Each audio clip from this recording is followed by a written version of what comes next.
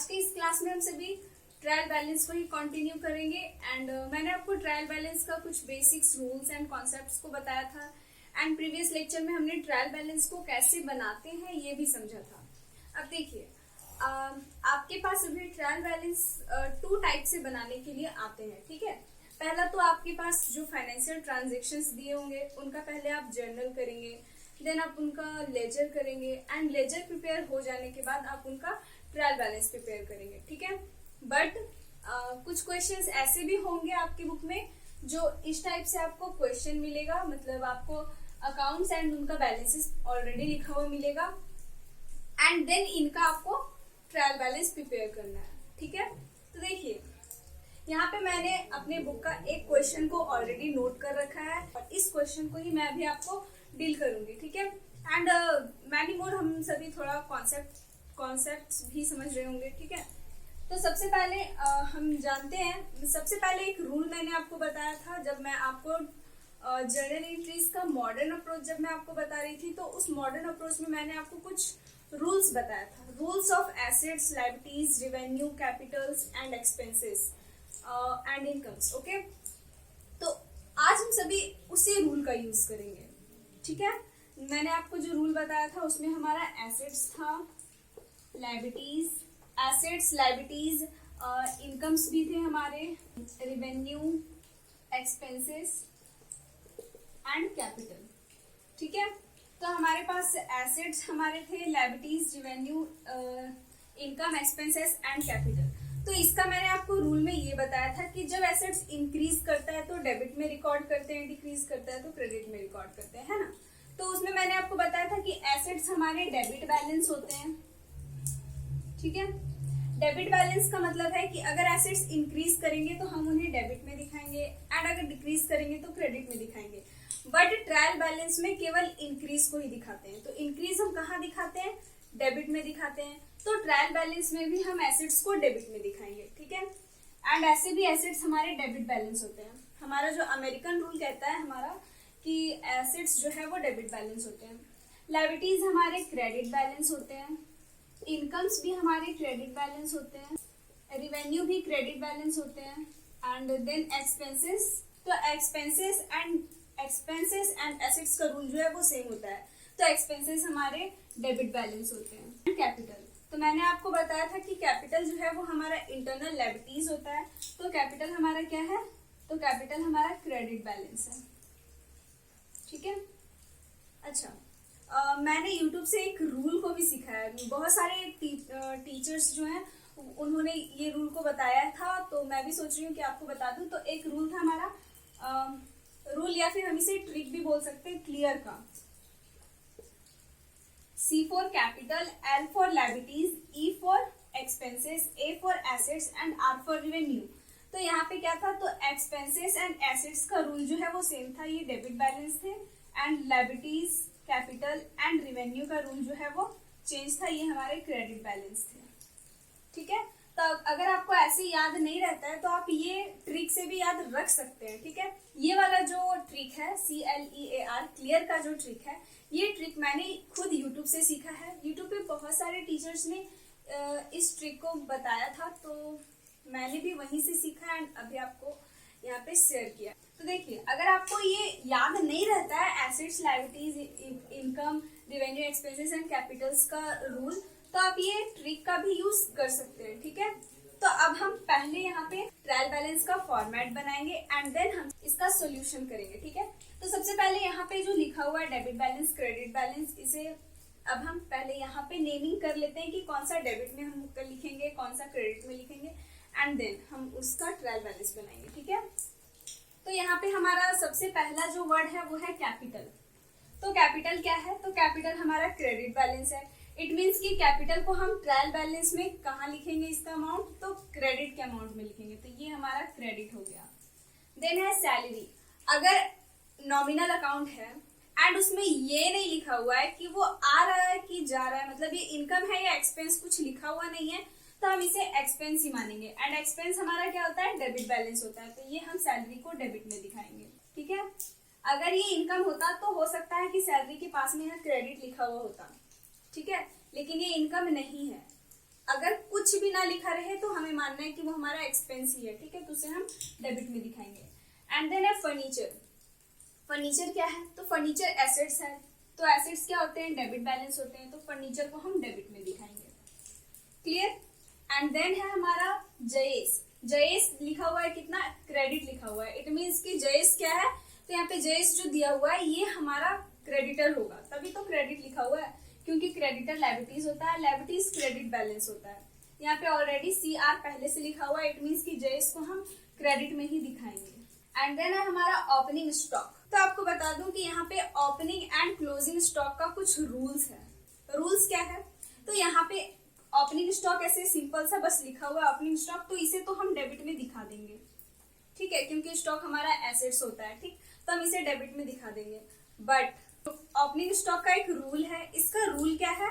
तो रूल ये है, अगर ट्रायल बैलेंस में हमारा cost of good sold and closing stock दिया हुआ रहेगा तो हम वहां पे ओपनिंग स्टॉक को नहीं दिखाएंगे। कॉस्ट ऑफ गुड सोल्ड को हम डेबिट में दिखाएंगे ट्रायल बैलेंस का, एंड क्लोजिंग स्टॉक को भी डेबिट में दिखाएंगे ट्रायल बैलेंस का, बल्कि ओपनिंग स्टॉक का काम वहां पे नहीं होगा। क्लियर?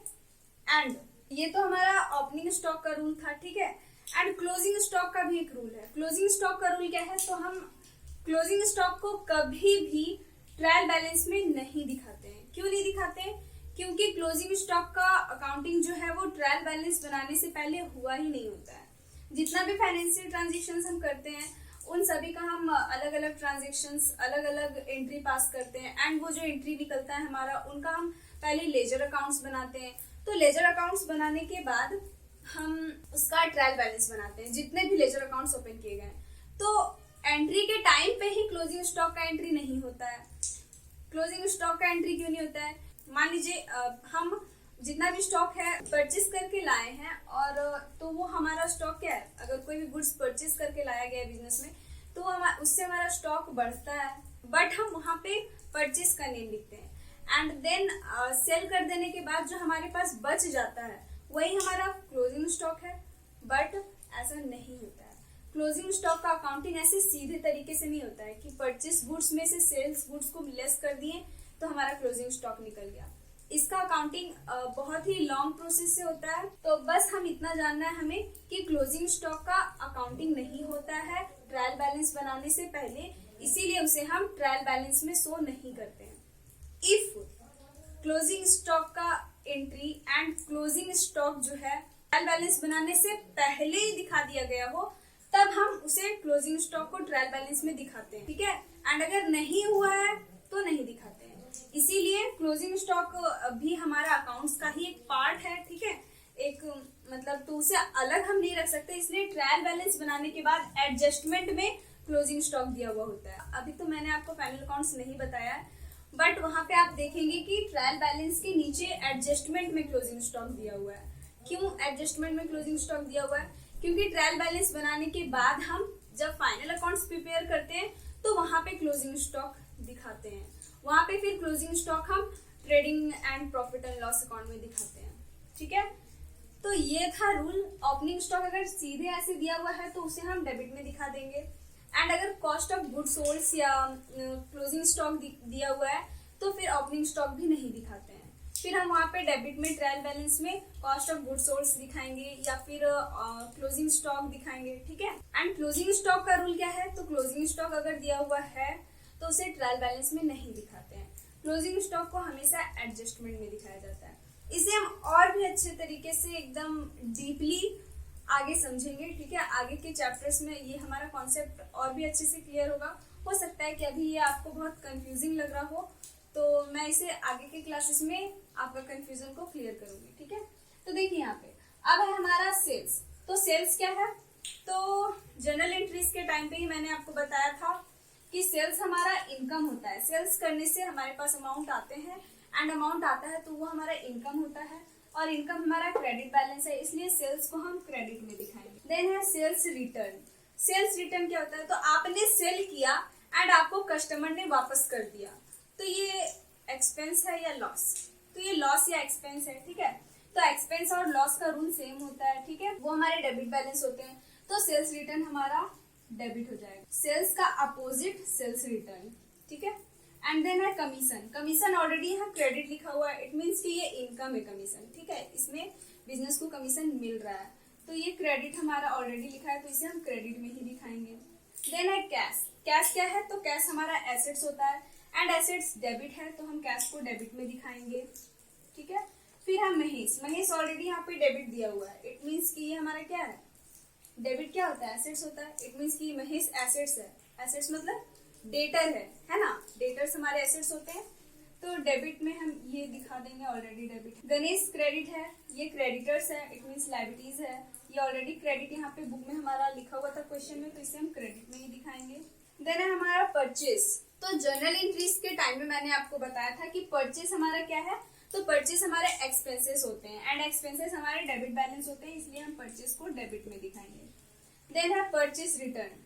तो परचेज का अपोजिट परचेज रिटर्न क्रेडिट में जाएगा, ये तो हो गया ट्रिक, परचेज का opposite purchase return. But purchase return क्या होता है, तो आपने गुड्स परचेज करा एंड उसे वापस भेज दिया, उसे रिटर्न कर दिया, ठीक है, उस गुड्स को अपने पास नहीं रखा, तो इससे आपके पास आपने जो अमाउंट पे किया है वो आपके पास वापस आ जाता है, तो ये हमारा एक तरह से इनकम हो गया, ठीक है, तो इसे हम क्रेडिट में शो करेंगे, ठीक है, इनकम का रूल होता है क्रेडिट बैलेंस। देन है डिस्काउंट। डिस्काउंट यहाँ पे ऑलरेडी डेबिट लिखा हुआ है तो इसे हम डेबिट में दिखाएंगे, ठीक है, डिस्काउंट हम डेबिट में दिखाएंगे। क्लियर, डिस्काउंट डेबिट में है, इसका मतलब क्या, डिस्काउंट डेबिट में, इसका मतलब ये एक्सपेंस है, इट मीन्स कि डिस्काउंट अलाउ किए हैं, है ना। फिर है रेंट। यहाँ पे भी कुछ लिखा हुआ नहीं है डेबिट एंड क्रेडिट, तो इसमें ये समझना है कि रेंट को पे किया गया है एंड पे किया गया है तो वो एक्सपेंस है, एक्सपेंस डेबिट, तो ये हमारा हो जाएगा डेबिट। नेक्स्ट है कैरेज। तो कैरेज में भी यहाँ डेबिट क्रेडिट कुछ नहीं लिखा है, इट मीन्स कि ये भी हमारा एक्सपेंस है एंड एक्सपेंस डेबिट बैलेंस होते हैं, तो ये भी हमारा हो जाएगा डेबिट। तो हमने यहाँ पे डेबिट एंड क्रेडिट लिख लिया, अब हम इसे ट्रायल बैलेंस में बनाते हैं, ठीक है। तो ट्रायल बैलेंस में इसे हम बनाने के लिए सबसे पहले फॉर्मेट बनाएंगे, तो हमारा फॉर्मेट होता है, यहाँ पे हम सीरियल नंबर लिखते हैं, देन हम यहाँ पे अकाउंट्स टाइटल लिखते हैं, हम यहाँ पे अमाउंट लिखते हैं, ये डेबिट अमाउंट होता है एंड फिर अमाउंट ये हमारा क्रेडिट अमाउंट होता है। तो ये हमारा ट्रायल बैलेंस का फॉर्मेट है। अब हम इसे वन बाय वन नोट करेंगे। पहला हमारे पास कैपिटल है, तो हम यहाँ 1 नंबर लिख करके कैपिटल लिख देंगे। कैपिटल का बैलेंस 28,500 है, 28,500 क्रेडिट में है, तो हम इसे क्रेडिट में 28,500 दिखा देंगे, ठीक है। नेक्स्ट है हमारे पास सैलरी। तो सेकंड नंबर में हम लिखेंगे सैलरी एंड सैलरी का अमाउंट 2,160 दिया है एंड ये हमें डेबिट में दिखाने हैं, तो हम डेबिट में 2,160 दिखा देंगे। क्लियर। अब है हमारे पास फर्नीचर, तो हम थर्ड नंबर में फर्नीचर लिखेंगे एंड फर्नीचर का अमाउंट हमारा दिया हुआ है 3,000, डेबिट में लिखना है तो डेबिट, ठीक है। इसलिए मैंने यहाँ पे डेबिट एंड क्रेडिट ऑलरेडी मतलब पहले ही लिख लिया ताकि आपको कोई कंफ्यूजन ना हो। नेक्स्ट है हमारे पास जयेश, तो 4 नंबर में हम लिखेंगे जयेश, अमाउंट हमारा दिया हुआ है 6,150 एंड ये हमारा ऑलरेडी क्वेश्चन में ही क्रेडिट था और इसीलिए इसे हम क्रेडिट करेंगे 6,150 से, ठीक है। एंड देन हमारा है ओपनिंग स्टॉक, तो अब हम ओपनिंग स्टॉक को लिखेंगे, अमाउंट हमारा दिया हुआ है 9,600 एंड ओपनिंग स्टॉक को डेबिट में दिखाते हैं, ये हमारा एक एसेट सी होता है, तो डेबिट में हम इसे दिखाएंगे, कितना है 9,600, तो 9,600 लिख देंगे। क्लियर। एंड देन है हमारा सेल्स, तो 6 नंबर में हम सेल्स लिखेंगे एंड सेल्स का अमाउंट हमारा है 27,060, इट मीन्स 27,060, तो हम यहाँ पे लिखेंगे 27,060। क्लियर। एंड देन है हमारा सेल्स रिटर्न, तो 7 नंबर में हम सेल्स रिटर्न लिखेंगे अकाउंट टाइटल में एंड अमाउंट इसका हमारा 300 एंड ये हम डेबिट में दिखाने वाले हैं, है ना, तो इसे हम डेबिट में 300 लिख देंगे। क्लियर हो रहा है आप सभी को। अगर आपको कोई सा भी कंफ्यूजन हो रहा हो तो प्लीज कमेंट सेक्शन में जरूर बताएं। तो यहाँ पे हमारा सेल्स रिटर्न हो गया एंड देन हमारा दिया हुआ है कमीशन, तो 8 नंबर में हम लिखेंगे कमीशन, ठीक है। कमीशन कितना है हमारा 120 रुपीज एंड इसे हमने क्रेडिट में दिखाने हैं, तो इसे हम 120 क्रेडिट में लिख दें। क्लियर। अब है हमारे पास कैश। कैश का अमाउंट कितना है, ये 9 नंबर में हमारा कैश एसेट्स है, डेबिट में दिखाएंगे, ऑलरेडी हमने यहाँ डेबिट लिख रखा है, ये हमारा 24,117। क्लियर। अब है हमारा महेश। महेश ऑलरेडी हमारा बुक में जो क्वेश्चन था उसी में दिया हुआ था कि डेबिट में दिखाने हैं, तो महेश को हम यहाँ पे डेबिट में दिखाएंगे। ये 10 नंबर में है हमारा महेश एंड अमाउंट हमारा है 6000, तो 6000 हम डेबिट का अमाउंट कॉलम में लिख देंगे ऐसे, ठीक है। एंड देन है हमारा Ganesh. Ganesh credit already book में हमारा था, तो इसे हम क्रेडिट में ही दिखाएंगे, ठीक है। तो हम यहाँ पे लिखेंगे 11 नंबर गणेश एंड ये हमारा अमाउंट दिया हुआ है 600, तो हम इसे 600 क्रेडिट में लिख देंगे, ठीक है। एंड देन है हमारा परचेस। परचेस का अमाउंट हमने ऑलरेडी 17,400 डेबिट में पहले लिख रखा है। कैसे लिखा है हमने ये आपको बता दिया गया है, तो इसे हम परचेस 12 नंबर में ऐसे लिखेंगे एंड परचेस हमारा है 17,400, तो हम यहाँ पे डेबिट में 17,400 लिख देंगे। एंड देन है हमारा डिस्काउंट, तब हम 13 नंबर में डिस्काउंट लिखेंगे। सॉरी, परचेस के बाद हमारा है परचेस रिटर्न, ठीक है। तो परचेस के बाद हम 13 नंबर में परचेस रिटर्न, मैं इसे PRS से शॉर्ट में लिख देती हूँ। ये हमारा है 450 रुपीज, ठीक है। अमाउंट थोड़ा ऊपर नीचे हो गया, इससे आपको कंफ्यूज नहीं होना है, ठीक है। परचेस हमारा है 48 रुपीज एंड ये हमारा क्रेडिट बैलेंस है, ठीक है। तो इसे हम क्रेडिट में लिखेंगे 450, ठीक है, 450 रुपीज है। देन है हमारा डिस्काउंट, तो 14 नंबर में हम डिस्काउंट लिखेंगे एंड डिस्काउंट मैं इसे भी शॉर्ट में लिख देती हूँ, ठीक है। डिस्काउंट हमारा है 48 रुपीज, तो हम 48 रुपीज दिखा देंगे डेबिट में। देन है हमारा रेंट, तो हम 15 नंबर में रेंट लिखेंगे एंड रेंट हमारा कहाँ दिखाना है हमें, डेबिट में, तो 180 हम डेबिट अमाउंट कॉलम में लिख देंगे। देन है हमारा कैरेज, तो 16 नंबर में हम कैरेज लिख देंगे। कैरेज का क्या है अमाउंट 75 रुपीज, तो हम डेबिट के अमाउंट कॉलम में 75। अब हमने ट्रायल बैलेंस का सारा अमाउंट इधर लिख दिया है, अब हम इसका सम करेंगे, ठीक है। हाँ, तो अब हम इन सभी का टोटल निकालेंगे एंड टोटल हमारा यहाँ पे इन सभी को ऐड करने पे आ रहा है 62,880 एंड क्रेडिट में भी ऐड करने पे हमारा 62,880 आ रहा है, ठीक है। ऐसे हम डबल कॉलम से क्लोज कर देंगे, डबल लाइन से, ठीक। तो इस तरह से हमारा ट्रायल बैलेंस प्रिपेयर होता है, ठीक है। ये हमारा डेबिट का बैलेंस और ये हमारा क्रेडिट का बैलेंस, दोनों बैलेंस हमारा इक्वल आ गया, इट मींस कि हमारा करेक्ट बना है। अगर कहीं पे भी दोनों बैलेंस इक्वल नहीं आता तो हम समझ जाते कि हमारा गलत है, ठीक है, रॉन्ग है। अब एक मिनट और, एक चीज और आपको बताना ये है कि अगर क्वेश्चन में GST दिया रहे तो क्या करना है, ठीक है। तो देखिए, अगर आपके क्वेश्चन में GST है, अगर इनपुट GST है तो उसे डेबिट बैलेंस मानना है, ठीक है। उसे एसेट्स मानते हैं, वो डेबिट बैलेंस होगा हमारा। एंड अगर आउटपुट GST है तो वो हमारा क्रेडिट बैलेंस होता है, ठीक है। आउटपुट GST को हम लायबिलिटीज मानते हैं और लायबिलिटीज हमारी क्रेडिट बैलेंस होते हैं, ठीक है। मैं कहीं पे साइड में लिख देती हूँ, मैं इधर लिख देती हूँ। इनपुट GST अगर है, चाहे कोई सा भी GST हो, CGST, SGST, ये सारे, तो इसे हम डेबिट में दिखाएंगे एंड अगर हमारा आउटपुट GST है तो उसे हम क्रेडिट में दिखाएंगे, ठीक है। तो GST से डरना नहीं है, GST वाला जो लिखा हुआ रहेगा उससे हमें डरना नहीं है, ठीक है। अगर आपको क्वेश्चन सॉल्व करने के दौरान कोई सा भी प्रॉब्लम हो रहा होगा तो please contact me through comment section, ठीक है। तब तक के लिए आज का क्लास यहीं पे खत्म होता है एंड आप सभी अपना ख्याल रखिए, stay fit and healthy, bye bye.